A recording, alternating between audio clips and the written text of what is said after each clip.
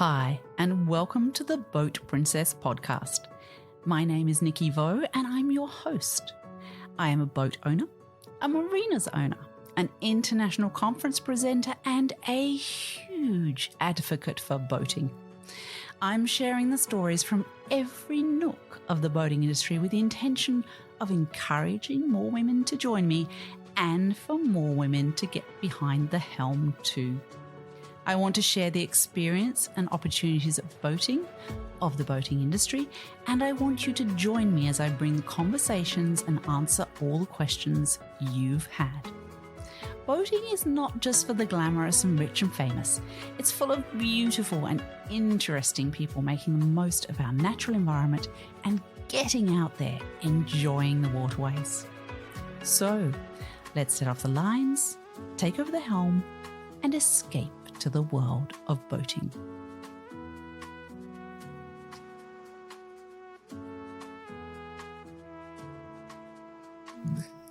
Hello everyone, and welcome to another episode of the Boat Princess podcast. I am here in London at the moment, and I have got a great guest with me with an enormous amount of experience in this industry to discuss with us. He is Joe Lynch, the CEO of Icomia. Welcome, Joe. Thank you very much for having me. It's a great pleasure to be here. Look, you've got, I looked you up on LinkedIn, as one does these days. Yeah. Easiest way to research anyone, right? And you did a Bachelor of Science in Physics. Now, we were discussing this the other day at a careers night. You know, if you want to go into the boating industry, what do you do at uni, or which A-levels do you focus on in the UK, or which HSC subjects you focus in Australia? Yeah. And I said, well, no, you just got to do what you think you're really good at, I think, get your good marks at school, and then, you know, juggle it around, because we can change things around so much. So tell me, why did you do physics? I would say it was a mistake from beginning to end. It was just poor careers advice. It was, as you said, I was good at it at school, and I was at the sort of school where you just did what you were told. I was basically told to go and do it. I wish I'd done engineering. Right. Because it's more practical. I mean, it's great. I can demonstrate how big a black hole can get before it implodes under its own gravitational field. But since I've done that, no one's ever asked me that question. So in pub quizzes, I'm useless, really useless. I don't know why I did it. So, these days you would have changed, because a lot of the kids now, they'll start a uni course and they'll go, okay, this isn't actually what I need to do. I need to do this. And they'll swap quite quickly. Yes. Don't they? So would you have done that if you'd had the opportunity? I think so, if I'd stopped to think about it. But, you know, I can't pretend I ever had a career plan. I just kind of followed my nose. I was interested in it. I found certain aspects of the subject really interesting, certainly the theoretical side of things.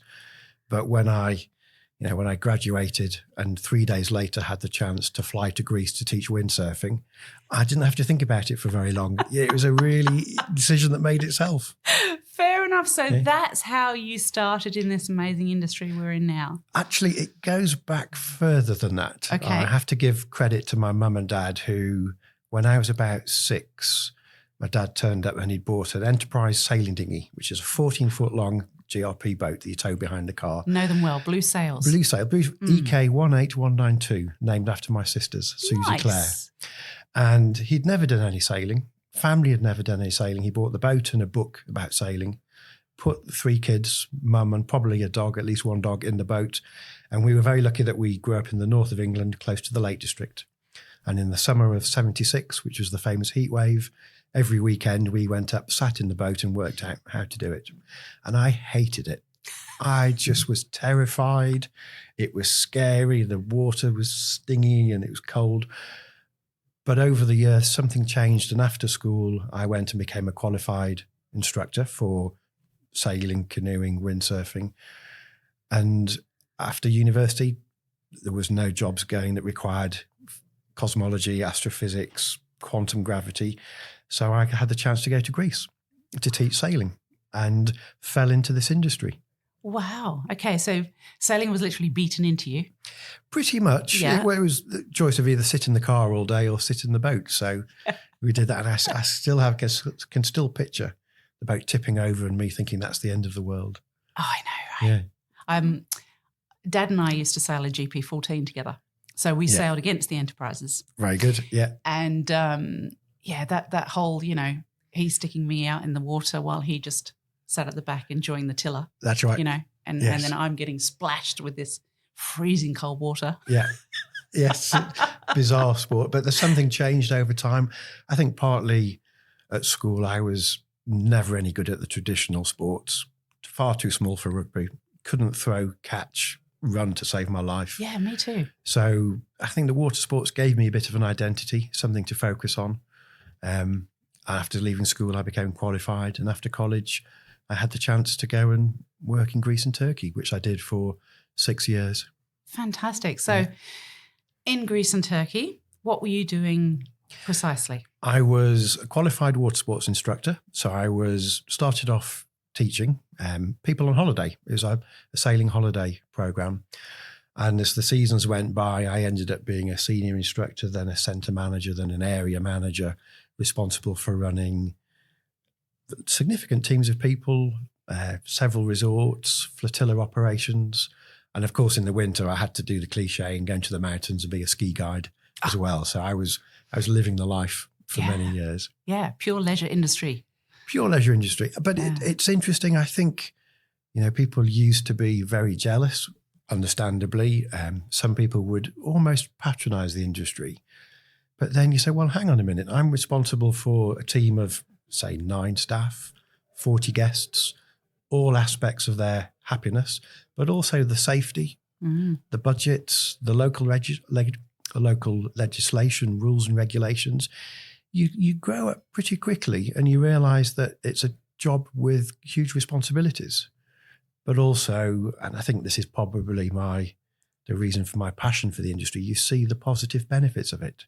Yeah. I remember seeing people absolutely frazzled when they come out on holiday, and teaching them to windsurf was, for them, that was the most important thing for them to do. And then by Wednesday, on the third day, you see people just slow down, maybe fall asleep after lunch, start to be friendly and happy and laughing. And you just realise this is the holiday, this is the distraction. We call it, the blue frame of mind, the blue minder now. And you could see the benefits that at this time on the water was having to people. And that even now, I still get a bit goose pimply thinking about the people that we made a really positive difference to. Yeah. And I'm also really proud of the people I worked with and helping them develop. And we've all gone off to different industries and different roles, but we still meet up and we still draw on those experiences that we think, oh, do you remember that night when? And you think, well, ever since then, nothing's fazed me.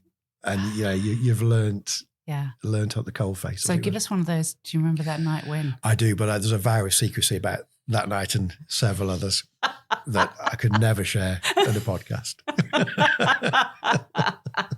What goes on windsurfing tour stays on windsurfing tour. But the friendships I've made, I still friends with those people. I'm very lucky. I still sail regularly with people I met 30 years ago, and we argue like fishermen when we're sailing, and we come back and we're mates again. So there's something special about that time together on the water, I think. Yeah, and you really love your sailing, don't you? Yeah. Yeah, still. Yeah, it's I'm very lucky to have this role with Icomia. It keeps me very busy, do lots of travelling. I'm one of those people that can't really sit still and switch off. But if I'm busy looking at a sail or 2 bits of wool for 12 hours crossing the channel, that's all I'm thinking about. Yeah. And that's really healthy for me. Yeah, just explain what those 2 bits of wool are for the listeners that don't understand what those are called. My job on the boat is a trimmer, which is my job just to, it sounds really silly, to pull in the sail just enough, but not too much. And we have 2 bits of wool that sit alongside the sail that tell you how the air is flowing over the sail. And I just look at those and make sure I've pulled in the sail just enough. And they're up on the sail, aren't they? So do you get that crane in your neck after you've done it for hours? Completely. I spend the week sitting on aeroplanes or in an office, and then the weekends looking up, cricking my neck. They're called what? They're called tellers? Telltales. Telltales, that's it. Yeah. So, I remember my dad teaching me, just watch the telltales. You've got to level the telltales. And keep talking to the driver. Yeah, absolutely. Sorry, the helm. I beg your pardon. The helm. So what sort of boat do you sail at the moment? I'm very lucky that my good friends have a boat called a Sunfast 3600. So it's a fairly racy boat, and we'll race with a crew of 7, 8 or 9, depending on the conditions. And we tour around the south coast of England, a few races a year over to France. Next weekend is the Round the Island race. Oh, nice. Which is, if you get the chance to be down close to the Isle of Wight, it's a phenomenal spectacle. Often up to 1,000 boats, all racing on the same course. And do you know what's really cool? There'll be Olympic medalists on state-of-the-art spaceship-type boats lining up alongside me on a different boat, and other amateurs and boats of all sizes and shapes. Yeah. And it's what a brilliant sport that we can all compete together. Absolutely. Yeah. And it's lovely like that, isn't it? That it does allow, with different handicaps and so on and so forth, it allows that whole mix of people to be there and enjoy what is a fabulous sport. And there's, water sports challenge Olympic athletes, the fittest people out there. But they also allow people like me to enjoy them. Yeah. And people with different ranges of abilities, sizes, shapes, ages. There's a boat or a water sports there for you that you can compete in and enjoy, whether it's racing or just being out pottering. There's a way in for everybody. And that's part of what I love about our great industry. Yeah. And you don't have to own the boat to be on the boat. Well, that's the beauty of it. I'm very lucky that I sail with 2 generous owners, but they've always said, we need 8 people to race this boat. Yes. So if we don't have the crew, we can't enjoy it. And I think that's where we as an industry need to do better at promoting the accessibility of our sport, because you don't have to be a millionaire to go sailing. You don't have to live on the coast. There's water all around the world that's accessible, and there's water sports available at many, many different price points. And I think we should do more to promote that accessibility. In fact, lots of sailing clubs have often got names up on the board. We desperately need crew for this boat. Yeah. And they desperately need crew for the boat. Definitely. Yeah. The club I race at, we have a system called Club Class, where twice a year for a period of 6 weeks, we open up the club for people who have done a bit of sailing or no sailing, and say, come and have a go, because we need fresh people coming into the club. We need people to crew the boats so that the club remains viable. And that works really well. And we have several members of our crew who are Club Class veterans, never sailed before, and they're now racing on the national circuits. Yeah, that's fantastic. Yeah, I did think in podcast lists like this, I like to illustrate that voting isn't as elitist as people make it out to be. Absolutely. And that we need more people to get involved in it and enjoy it, because it is a fantastic pastime, especially in our current world. Yeah. Because a lot of our current world is incredibly stressful and busy and attached to screens, and sitting in an office or sitting at home a lot now. So, and it's because of it's so accessible. It's a great way of meeting people from different backgrounds, different walks of life, and I really love it when I see the next generation coming through. So we're now a crew of a certain age where some of our children are participating. One of my crew is a 15-year-old girl who races to France, and when she goes back into the classroom, she's got some good stories that her classmates won't have, because she was racing to France over the weekend. And you see the growth in people as a result, the growth in their confidence, their self-belief. It's resilience. One of the resilience, of course. Yeah. Yeah, when you've been told to go up to the foredeck to change the head sail and there's waves coming over the bow and you've done it, you think, oh, yeah, I can do this. Yes. Yeah, that's just one of the many benefits, I think, of time on, in or around the water. Absolutely. I remember coming back into, and I think I've said this before on my podcast, but I remember backing in after seeing the camp for the kids that were competing to go into the America's Cup Challenge. And they were all tidying up the boats and cleaning them all up and putting everything away as it should be put away and all those sorts of things. And I thought, oh, if only every teenager did this. Yes. And why can you do it on the boat, but not when you get home? Yeah. But I do think it teaches kids so much. Yes. So much. Yeah. Whether you're in an oppie or training to be in the America's Cup, it's the same skills, the same, I think probably like most sports. You learn teamwork, you learn confidence, you learn respect for yourself and for others. and you mix with people that aren't necessarily your classmates at school. It's so important. Yes. Okay, so you've done your Bachelor of Science in Physics at uni, but you ended up teaching windsurfing. You've got some letters after your name, FCIM. Yes. Which kind of lead into more so what you went into after you're doing that windsurfing teaching and so on. Tell me what those letters mean. So I'm a fellow of the Chartered Institute of Marketing, which again was something I fell into, was never a master plan. So I was living the life, summers on the Mediterranean, winters in the French Alps, and it gets to a point where your knees and your liver start to complain and it's time to slow down. And I was very lucky that the overseas tour operator, the sailing holiday company I worked with, was based in Brighton, and they had a job for me. I think my first day's work was sweeping the leaves in the car park. Oh! And I was doing that quite happily because it was a job, and the phone was ringing and I answered it and sold a holiday. Mm-hmm. And then when it started raining and I didn't fancy sweeping the leaves, I tried to get on the phone and realised I could sell the holidays because I understood them and I understood what customers want. And I fell into the marketing team quite by accident, really helping people describe and understand what the sailing experience was like on holiday. And I think that's probably the underpinning to my career that developed into marketing, was just being able to listen to customers, listen to what their requirements are, and understand what they say is perhaps not quite what they mean, and then being able to develop and explain products in a way that is appealing, which is fundamentally the principle of marketing. Not selling, it's understanding what customers need and explaining that to them. And then I think because perhaps of my science background, I was always comfortable in the data end of marketing rather than the creative design.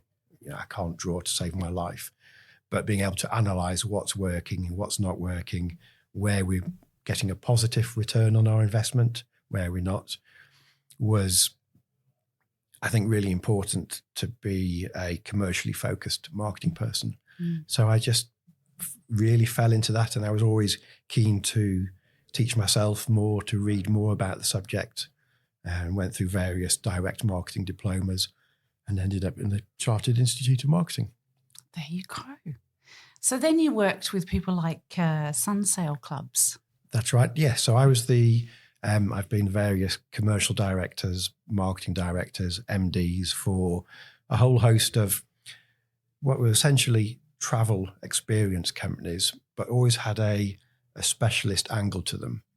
So that rather than selling what I used to call a bucket and spade holiday, we'd sell boating holidays. And that would be windsurfing in Greece, yacht chartering in the Caribbean, or what was really interesting, the inland waterways boats, the self-drive boats that you probably saw in Carcassonne on the Canal de Midi, Le Boat. Yeah. So that was a brand that I created. There you go. Yeah, so that was my business for a while. That was part of at the time it was the TUI Group, really fascinating business with operations throughout Europe, and now wider than that also in the States, but a global sales and marketing team, which were phenomenal to work with. That was great fun. Yeah, because I saw some of those in Carcassonne. You would have done, yes. And I posted about them because we actually watched them go up the lock, and then they went in and parked themselves, That's right. And bouncing off each other and bouncing off the walls. Yeah, they've got fenders all around them and rubbers all around them, haven't they? So that they can literally bounce down the canals, can't they? Yeah. But we built those as well. They were built in Norfolk. Oh, wow. Yeah, a small boatyard off Norwich, and we built them tough. Yeah. For that very reason. Yeah. But that's great because then people can enjoy the holiday without being worried about. And we're talking about the accessibility, no qualifications required. We'd give you the training when you turned up, and you were in charge of your boat with your family, going where you wanted, when you wanted. Brilliant holiday. We had some great family holidays doing that. Yeah, fantastic. And again, builds resilience. Teaches you how to cope with each other in small spaces. Absolutely. Yes. Yes. Yeah. So you've done Le Boat, you've done Sunsail. Sunsail, I remember going on a fabulous flotilla holiday when I was a teenager with Sunsail. Yes. In Greece. I loved it. Yeah, it was so good. I was running, operationally, I was working with the Nielsen Flotilla fleets and the beach clubs, and then I was responsible for the Sunsail clubs as well. So I've been a bit of a floozy around the leisure, travel and water sports industry, but that's the way of the world. I think you need to keep those regular changes because you learn every new job you have, you learn something and you take that on to the next stage of your life. And you really do with those sort of businesses because you are constantly problem solving for those clients are having holiday and you've got to make it as pleasant as possible for them. But you're dealing with boats. Yes, boats and people. Yes, people on the boats, people near the boats. And also you have to remember that, we all work for our leisure time and holidays have become so important to people, quite rightly now. It's the time when you decompress, it's time with your family. So it's an awesome responsibility to be keeping people safe and keeping people happy is really important. But it also, one of the benefits I think it's brought to my role with ICOMIA is that understanding of I've been at the front line, I've told customers that I'm sorry, your boat isn't here, or you can't go there because it's flooded or there's no water, or, once you've had that operational experience, it means that when you're talking to regulators or governments or research institutes, they trust you because they know that you've been there and you know what you're talking about. I hope. People will tell me if I've got that wrong. I'm sure they do. But you've also dealt with you've dealt with an incredible scope of people. I mean, the sorts of people that goes on those holidays are often successful in business and therefore able to afford to go on that holiday. And then suddenly they're put on a boat and they've got no idea how to drive it, how to deal with it, and so they're humbled a bit almost immediately, aren't they? Yes, and some people are happy with that. It takes some getting used to. Yeah. But it's so rewarding. And I think I always loved the teaching aspect of it because you can see people develop skills that, to be honest, they don't need to have in their everyday life. Yeah. I don't know of any city trader who's ever been asked to carve jibe a windsurfer.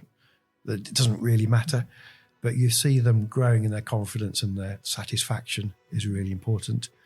I love seeing junior instructors and new people coming out and learning the skills and seeing them grow and helping their careers develop in different ways, whether it's on the water sports or in the back office systems. That's really rewarding. And I loved making that difference where I can.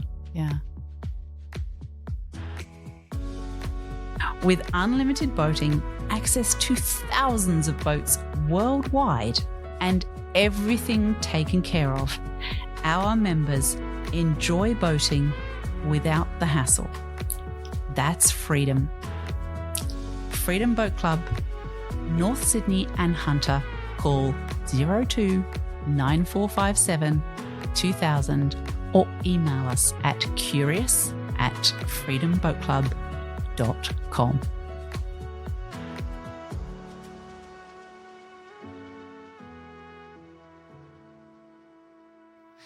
So now you're at ICOMIA, and therefore presumably you're bringing that love of making a difference and growing a team and developing a team and all that sort of thing to that role now. Well, I hope so. ICOMIA is the International Council of Marine Industries Associations, which is an awful mouthful. But we're the organisation that represents marine industry associations around the world. I've been there for just a year now, and it's absolutely fascinating. But at the same time, incredibly humbling. I go into meetings and conferences and I look around the room and I can see there's the great and the good of the industry gathered. And there's me. And everyone's looking at me as if I know everything. And the beauty of ICOMIA is that nobody's expected to know everything. And the ICOMIA team is a small team, where there's only a handful of us, but we have an enormous network. And the important realization for me was that I'm not expected to know everything about everything. No one can do that. But where we add the value is we can connect the people that do know what other people want to know. So it really is a network organization where representing the global leisure marine industry, we have got all of the contacts, and we just need to know who to connect together to make a difference. And that's incredibly rewarding. It's not an organization where I'm responsible for knowing everything. All I can do is connect the people that have an issue with people who have solved that issue. And that's where we add the value. We have a small team who are brilliant at what we do, and we're just arranging events and other ways for people to connect across the world. Well, I must say that connection I find very strong in the people in ICOMIA. I don't know about you, but when we were in the Congress last week, and we had the evening where we all dressed up in our 60s outfits, and we had the fabulous band, and I felt like I was at a family wedding. Yes, it is like a global family. And I think that's something about our industry, whoever you are and wherever you work, there is that common theme, that thread of friendliness and supportiveness. I've never seen anybody participate in anything with ICOMIA to get a personal advantage. Sure, you do get personal advantages, but that's not the motivation. The motivation is to give back and to support the entire industry.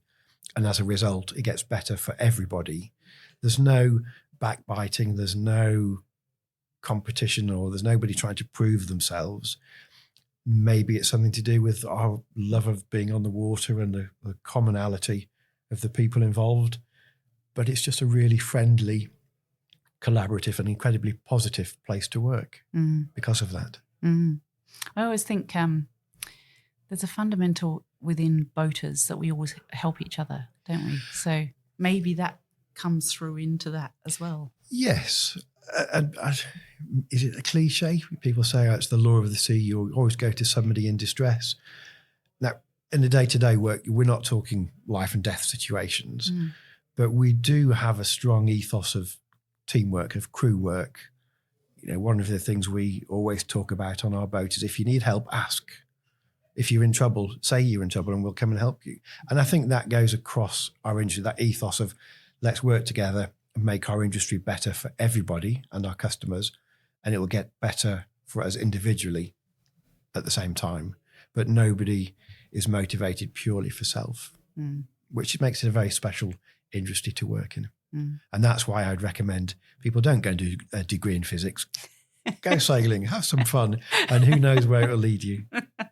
Well, yeah, because there's incredible connections within the boating community, isn't there?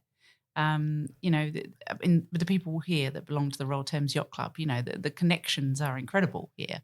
And I think that's another part of sailing. You do really connect with the people on the other boats and the people that own the boats. Yes, it's a very close community and it is incredibly connected. Yeah, maybe that's why you always have to be nice to people, because if you're not, you'll get found out and your reputation will be known wider. Yeah, that could be it too, couldn't it? So it could be, you know, it naturally filters out people that are trying things on for their own personal advantage. But it is, anyone that's ever been involved in boating will know that it's naturally a collaborative, supportive culture to be in. Yeah.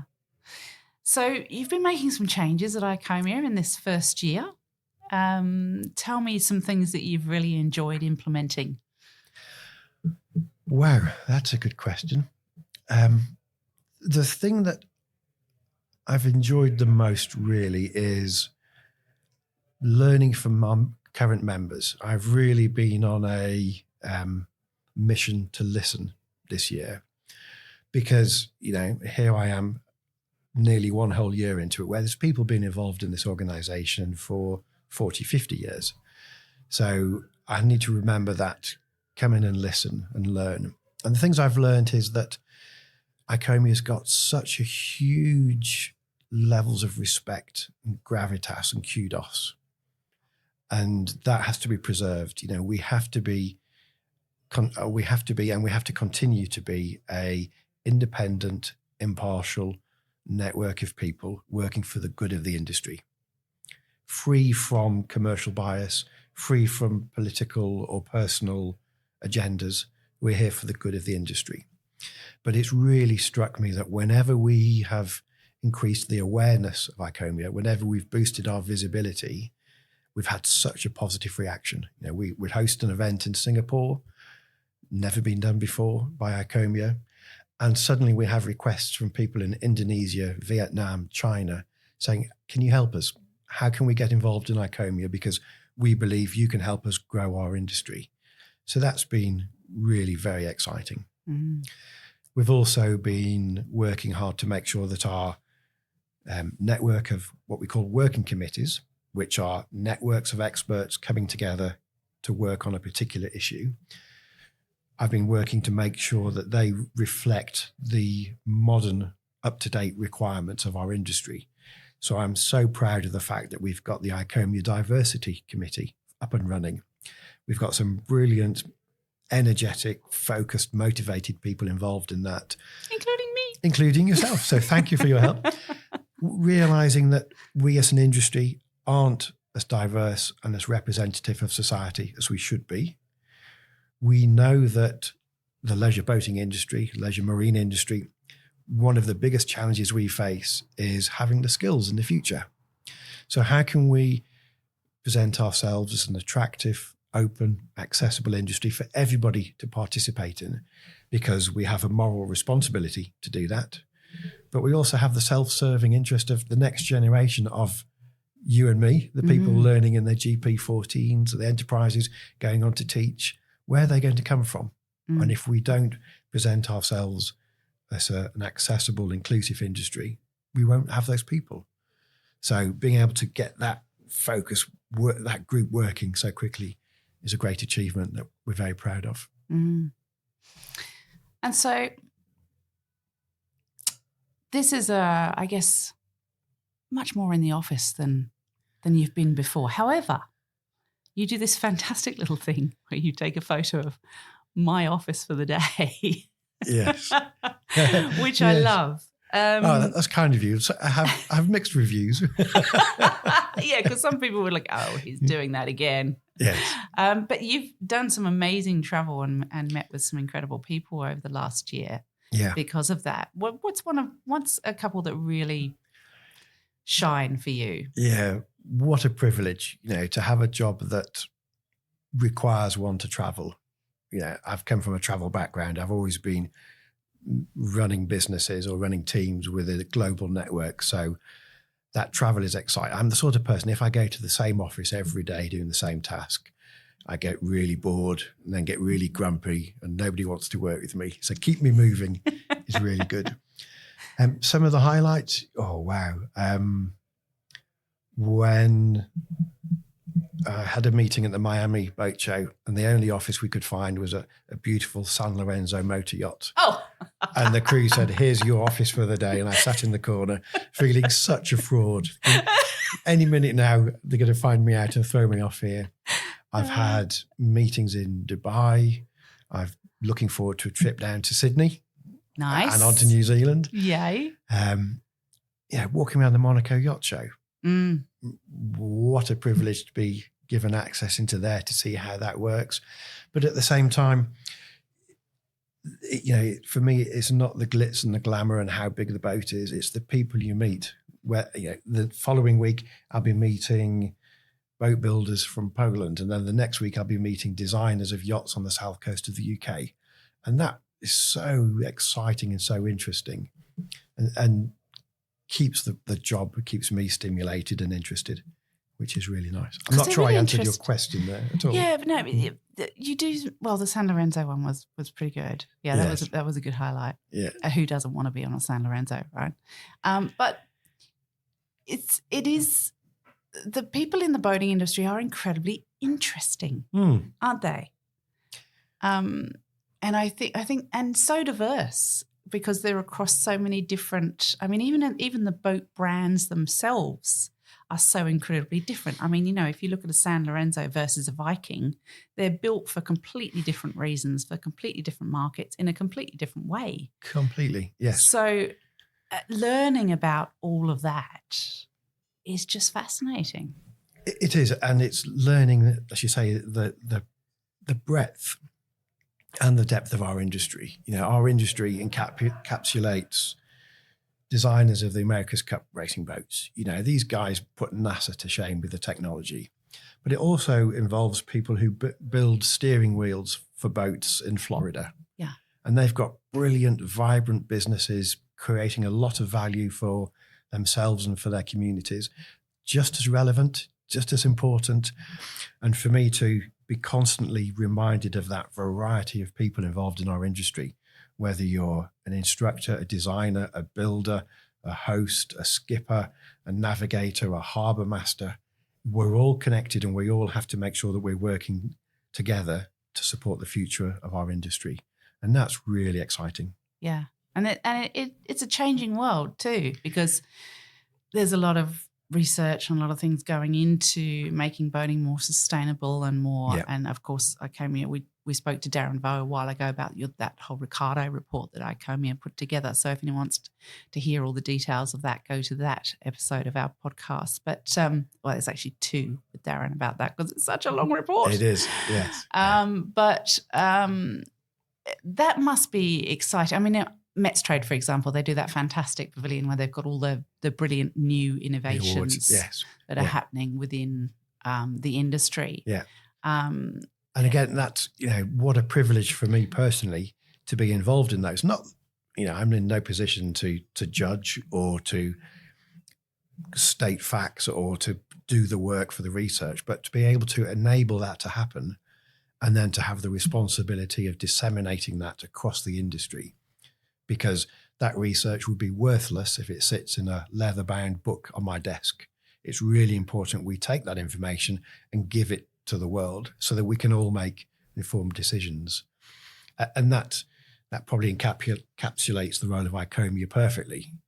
We'll be the convener of people with a common need. We'll help meet that need, and then we'll disseminate that to everybody's benefit. And how humbling, what a privilege it is for me to be involved in that alongside the brilliant people I work with. Yeah. And talking of working alongside, ICOMIA is very, very heavily involved with Metstrade, isn't it? Absolutely. Yes, we're a strategic partner, a partial owner of the Metstrade event. And so that's probably one of the best ways of showcasing our industry. It is a trade-only event. It's the trade meeting the trade. So it does get quite geeky. It's not like a consumer boat show where you can have a go. There are no boats in Metstrade, but it's the biggest coming together of people from across the entire industry, and that's incredibly valuable.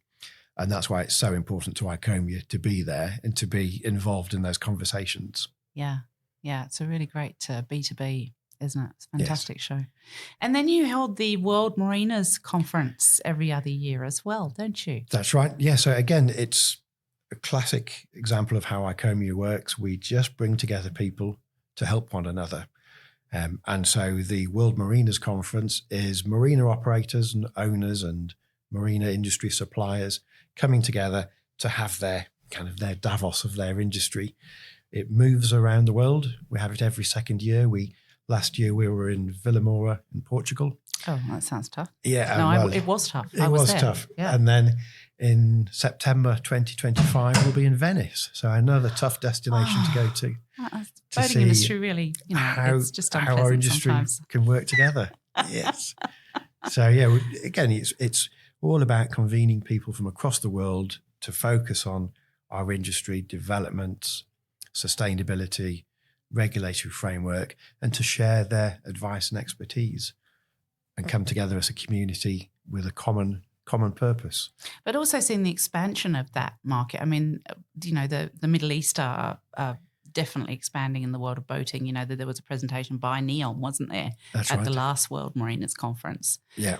It's fascinating to see what they're bringing to the industry as well. What they're bringing to the industry and what they also need from the industry. So we're delighted to have appointed a new director onto the board who represents the Leisure Marine Association from the Middle East and North Africa, a gentleman called Wyndham. He's been heavily involved in the marine industry in Abu Dhabi. He's now moving out to the Red Sea with Saudi.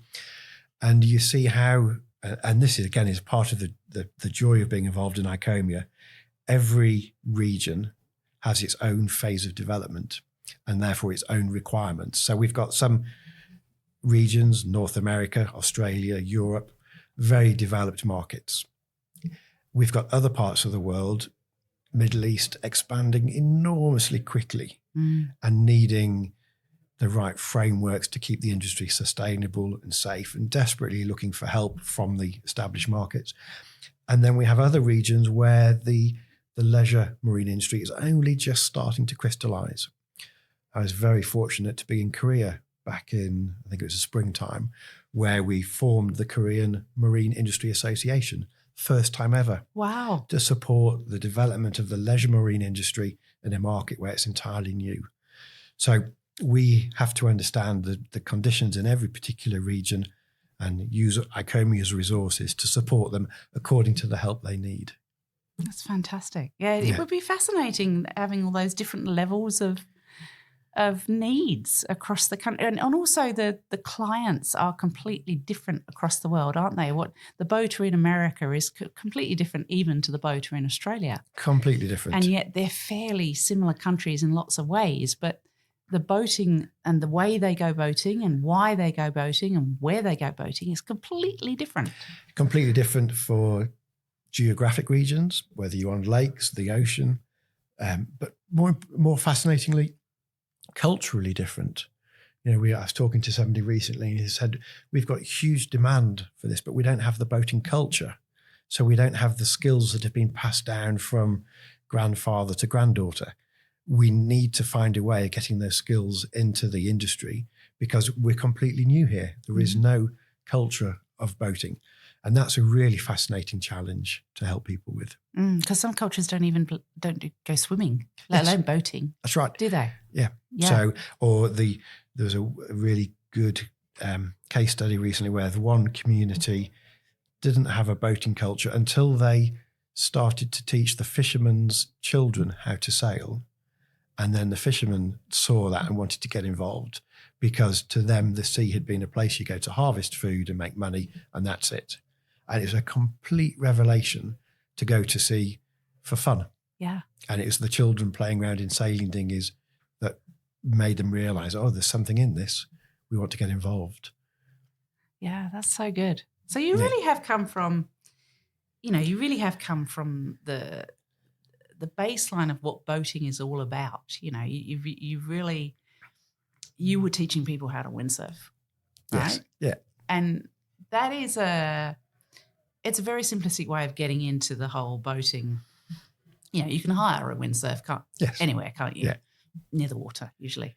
And and so how does it feel for you in your career, having come from, that real baseline of this is how I'm going to get people onto the water, to now being the head of a worldwide sort of association that is dealing with so many different markets? That's exciting. Oh, it's an incredible privilege. And I wish I could say it was a master plan. I wish I could say it was charted out in front of me. I get teased that at the weekends I go boating and talk about boating, and during the week I talk about boating.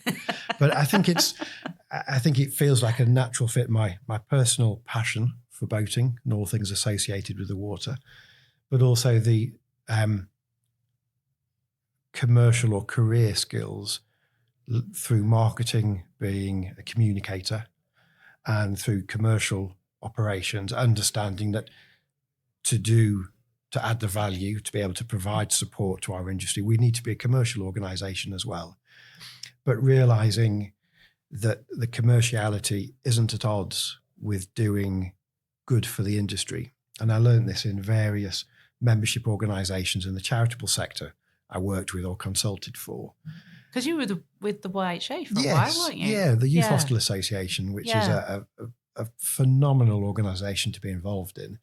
And that was my first experience of a membership organisation. And I've since went on to support other membership organisations.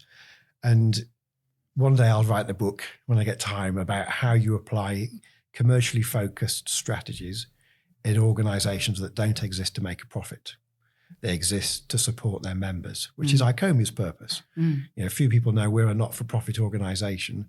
We exist to support the industry. But to do that requires resources, and those resources have to be earned and gathered and being able to apply commercially focused strategies that depend on communication in a not-for-profit organisation is fascinating for me personally, a great privilege, and something that I think more organisations need to appreciate the value of, or more people need to appreciate the value of. Yeah, because you really have to hone in on looking after the members. Completely that. Yeah. So every pound we spend, every day, every flight, every train ticket has to be justified in the, who am I adding value to by doing this? How will this help the industry? How will ICOMIA become more visible, and therefore have more members supporting one another? Yeah, and in fact, that's why the board that's all volunteer positions, isn't Completely. it? Yeah. Yes, so we're very lucky to have a board of the great and the good of the industry, giving their time voluntary, travelling around the world at their own costs to support this association that exists to support the industry. It's very, very flattering and humbling when you look around the boardroom and you think, wow, as I said earlier, all these important people are here, and me. But I think that's part of your lovely character, though, Joe. You've got this you're actually incredibly good at what you do. Thank you. But you've got this very humble, I guess, curious, continuously learning approach to it, which I think is the ultimate sign of a good leader. Because thank you. Yeah, because you do that. Or maybe, going full circle, maybe it's the scientist in me, that endless curiosity. Keep asking why. Why are we doing that? Why is that happening? Why do they keep asking that question?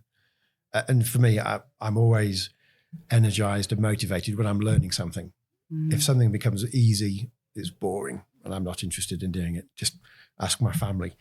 But if there's an opportunity to learn and to make a difference, wow, that's very energizing. Yeah. And it is, like any membership organisation, as soon as we start preaching to members, that's not what a membership organisation is. We have to be the glue that holds the people together, and listening to what their needs are, not what we think they want, but what they tell us they really want us to focus on.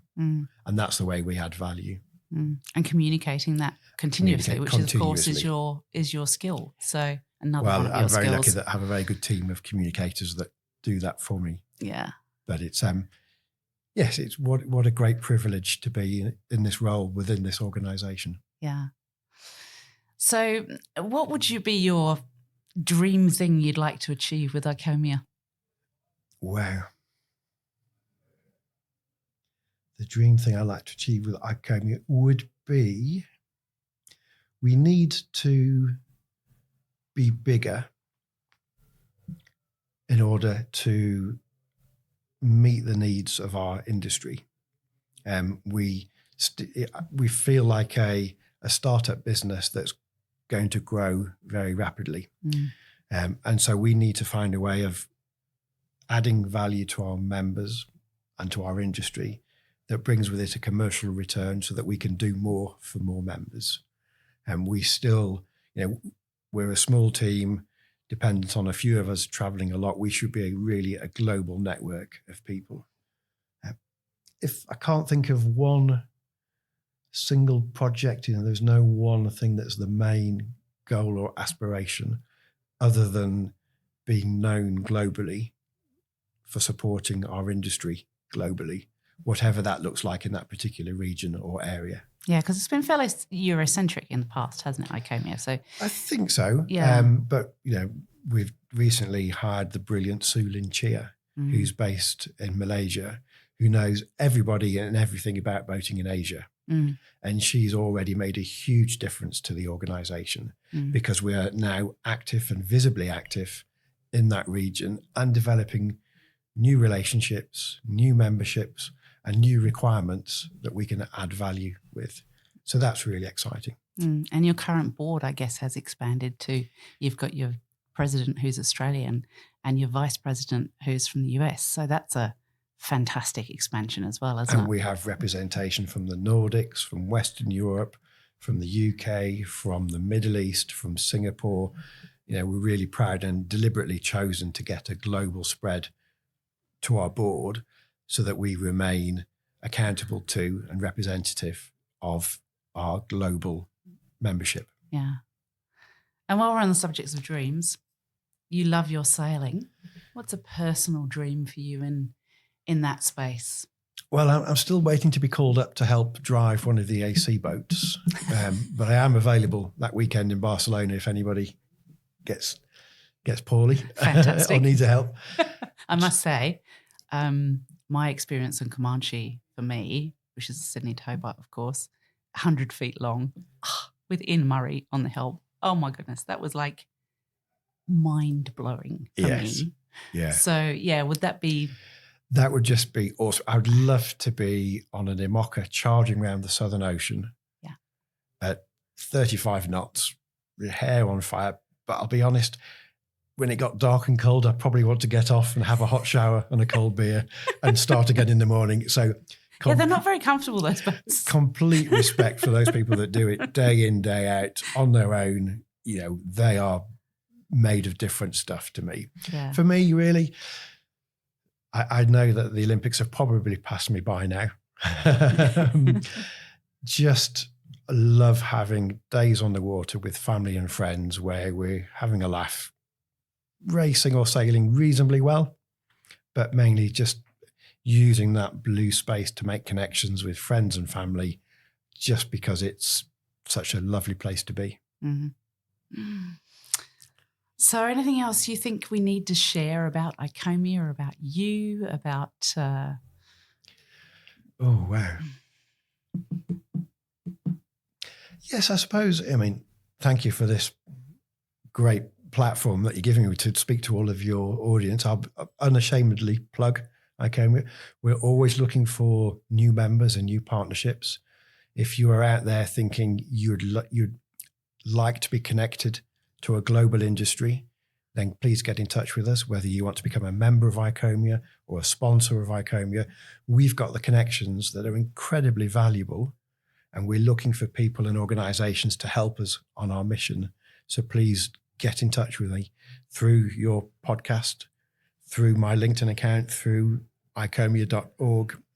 Get in touch with us. Let's see how we can help. Yeah, so Joe's very easy to find on LinkedIn. You just put in Joe Lynch, ICOMIA, and bing, there he is. And then you get tormented by my office of the day feeds just to wind you up when you're sitting on a train to go to the same office in the middle of a city in the UK somewhere. You see me gallivanting around on boats in some sunny corner of the world. I don't think it's making me any friends. I don't know. Those of us who are in it totally understand it and love it. So yeah, no, it's been really good talking to you, Joe. Well, thank you for making the time for me. Yeah, pleasure. So icomia.org. Anything? ICOMIA.org. ICOMIA.org is the website. There's also your propellingourfuture.com site. That's right, yes. That's the microsite we use to collate all of our information about decarbonisation of the industry. We're still in the foothills of that project. We've got so much work to do there. But you'll find it all. If you come to ICOMIA, just search for ICOMIA, you'll find us, and we'll direct you to all of the content you need. If there's anything you need you can't find, get in touch with us and our team will get back to you straight away. Fantastic. Thanks, Joe. Really appreciate your time. Thank you very much. There is an executive summary available to anyone. We have a website called propellingourfuture.com on there, and that's got a lot of detail in it. It'll actually show you the comparative LCA carbon of the 9 different craft types. So that's a really great place to start to actually get an understanding. That's great. That site, propellingourfuture.com, will continue to be a resource for both the boating industry and legislators to see what the boating industry is doing to make change and propel into our future. I hope you enjoyed that episode, everyone. We'll see you on the water soon.